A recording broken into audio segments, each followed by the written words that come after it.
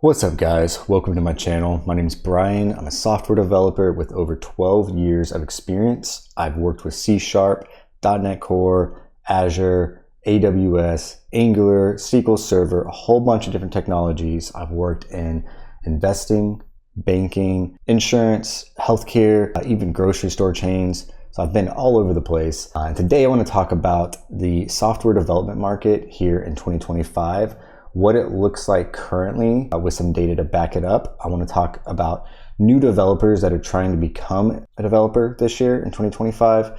And then I want to give my final outlook for 2025 and just some thoughts going forward about where I think the market is going to be headed. Let's get into it. All right, first off, we're going to look at software development job postings on Indeed. So this is just on Indeed, but this is straight from the St. Louis Fed website. So this data is available for anybody to go see. I'll post a link to it below so you can go check it out. Pretty good information here. This goes back to essentially March 2020. This is when the pandemic hit, as we all remember. And you can see there's a quick drop in postings month over month. This is in a 2-month window, it looks like right here. And then we get to this crazy spike that a lot of us have seen that we walked through back in 2021, 2022, job postings everywhere. I know for me and my LinkedIn, I was getting close to 3 recruiters a day reaching out with quality job postings. They weren't just spam jobs. They were legitimate, and most of those remote as well. And we can see here, as time has gone on over the last few years, there's been a pretty steep decline. It looks like the peak back in March 2022, 2 years after the pandemic hit. And here we kind of had another apex in May of 2022, and that has just gone down from there. And we're currently at a low of 62.91, which is really interesting. That's lower than the bottom of COVID. So I think that's right here, 63.96. So yeah, that is concerning looking at that. This trend, it's hard to tell what the future is going to look like. The Federal Reserve has said that they are going to lower interest rates 2 more times this year. That is still to be seen. Their reasonings for doing it don't make a whole lot of sense. They say that inflation's not necessarily under check, but they're gonna lower interest rates. I don't know. We'll see. The president's obviously made a lot of comments about it as well, so we'll have to see how that plays out. But I do think overall this trend is worrisome. I can say for me today, so as of recording this is in March of 2025, and I am seeing 1 recruiter a week, maybe 2. Most of those jobs are not remote like they were 2 years ago. I am finding that remote jobs are a lot harder to get, at least from a perspective of recruiters coming to you to try to sell you the job. I do feel like now you're gonna have to do a lot more work. The remote jobs that I have seen lately have been from relationships with recruiters that I've built over the last few years, where they'll send me a job directly and be like, hey, are you interested in this? That's what I would suggest going forward until things turn around. If interest rates do drop several times, you could see it start to spike right up, but this is concerning right now. All right, next up, I want to look at salaries in the United States. This data is from builtin.com. I'll have a link to this down in the description. Average salary right now for a software developer in the US, we're looking at 144 base, 166 total comp. This seems very accurate from what I have seen as a senior software developer. It has some really cool data on this website. You can break down exactly the job titles and what their averages look like. So if you are, hey, I'm gonna be a WordPress developer, you're looking at an average of 71,000. Obviously, if you are the best WordPress developer in the world, you could crush it, you can make way more than this. These are just averages, right? Interesting seeing the juniors laid out here, 87. I mean, when I was a junior, this is pretty much baseline. This is pretty much what I was making. I think my first software development job, I was making 65,000 a year. That quickly rose up into the 80s. And I think I would still consider myself junior at that point, not mid-level. So that's right on the money. For me, I'm a full stack developer. That's how I consider myself, with Angular, .NET Core, C#. A lot of the work that I do involves front end, back end, the whole pipeline there. For full stack developers, we're looking at 159, 570. This is pretty much exactly where I'm at. These are the same salary numbers that I'm seeing from the recruiters that have reached out. I can say that a year ago, even maybe 2 years ago, I was seeing a lot of contracts in like the $80 to $85 an hour range for my skill set. Now I'm seeing them close to $70 to $75 an hour. I don't know if that's just the companies that are reaching out are having a harder time finding talent, and so those are the ones that are reaching out. I don't know that that's indicative of the industry as a whole, but anecdotally, I'm seeing salaries have gone down over the last couple of years. I think that's in line with the trends of the job openings and just the hirings and everything slowing down over the last couple of years.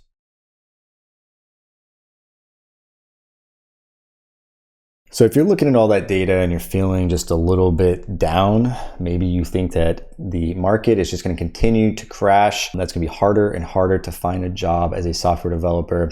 If you're in that spot or you're just worried about, layoffs or what might be coming, I have at least an interesting thought of what I think the future is going to hold. A lot of people are saying AI is going to destroy tech jobs. That's going to completely replace developers. That's not how I see the future. What I see happening is AI is replaced junior developers, and those that are mid-level and senior, they're going to be in high demand. Technology and developers are already very highly paid sectors. With that, and I know for me, I'm chasing what's called financial independence so that I can retire early. I know a lot of developers are chasing that as well. And since we're highly compensated, we have the ability to retire early. I think what we're going to see long term as AI is starting to replace junior devs coming in is that we're actually going to see a lot of demand for high-end senior level developers that really understand